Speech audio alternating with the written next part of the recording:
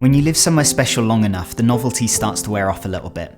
But when you leave, even if it's for a 900-kilometre road trip, you notice things differently. And while I was driving from Brisbane to Sydney, I remembered why I moved to Australia in the first place, and I was seeing it in a totally new way. If I'm being honest, life in Brisbane had started to become very comfortable. I had my routine set up, my Google Calendar knew exactly where I was, what I was doing at all times. I knew exactly where the coffee shop was down the road. I knew all of my running routes off by heart in my head, and I've stopped getting lost now, you'll be glad to know. But there was something calling me to Sydney, that I really wanted to go there. And it's when my wife's parents said to us, do you fancy coming on a quick road trip with us for a week? I thought, yeah, I'd love to. And the thing is, you don't realise how much somewhere means to you until you step away from it. And don't worry, I've got my Australian wife and my Australian in-laws looking after me, being guardians, so I won't be wandering off into the bush and getting mauled by drop bears. At least, not yet. So we packed up the car nice and early. We were waking up at 5 a.m. I felt so rough. And we hit the road ready to conquer those 900 kilometers. Now for the first 2 hours of the road trip, I actually decided to do some work. But as we pulled onto the main motorway, or highway, as a lot of people call it, leaving Brisbane, something really hit me. It was a wave of gratitude that we were actually doing this as a road trip instead of doing the much easier option, which would be to go to Brisbane Airport,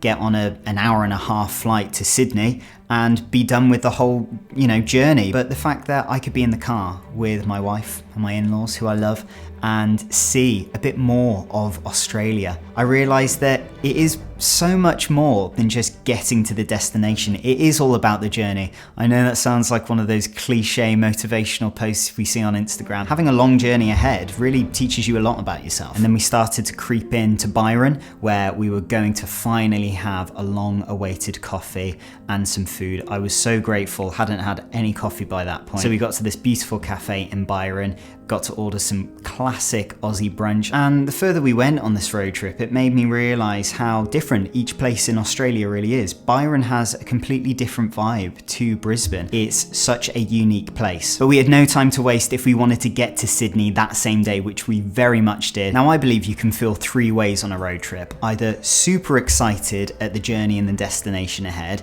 2, very bored, and number 3, you start to reflect on some of your feelings and some of your problems that you haven't necessarily worked out in your head yet. And honestly, the further we got from Brisbane, which is kind of a new home for me, the more I started to miss the UK, which I didn't really expect. I guess because I was now in what felt like foreign land. Because I was getting further away from my new home in Australia, I felt like I was so far from the UK, if you know what I mean. I was thinking about my parents back at home and my brothers, and yeah, I started to miss some of the quaint little British countryside quirks, as Australia is a completely different landscape, which is good, but very different. My in-laws have insisted we stop off at this place, and apparently it's very unusual, right, Grant?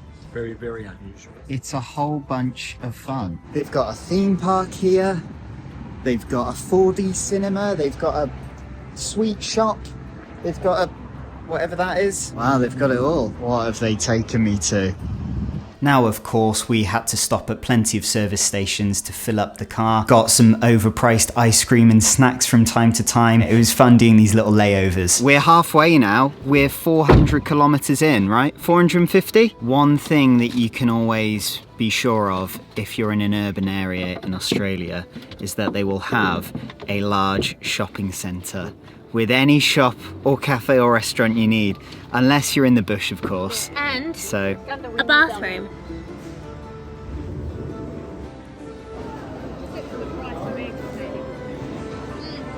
now the sun was starting to set, and I said to my father-in-law, who was driving at the time, do you mind if we just pull over somewhere sort of a bit more secluded so I can take a few photos for the thumbnail? And he was like, yeah, no problem. And then suddenly we had to stop the car because up ahead in the distance, we saw something incredible. There's literally kangaroos right behind us. Honestly, we're not in a very built up area.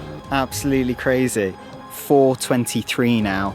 And we've got about 4 hours left to go. There's so many differences between a road trip in the UK and a road trip in Australia, and it feels way more like a holiday here in Australia. Not only is the weather gorgeous, but the views just constantly are amazing, because once you're out of the city, it is so rural. We're currently having a discussion on what is the correct colour for salt and vinegar crisps, or chips, as you Aussies call them. I'm saying it's blue, because that's what they are in the UK. Purple? Purple? Wait, I've never seen purple here. Purple! Are you real Australians? Are you faking it?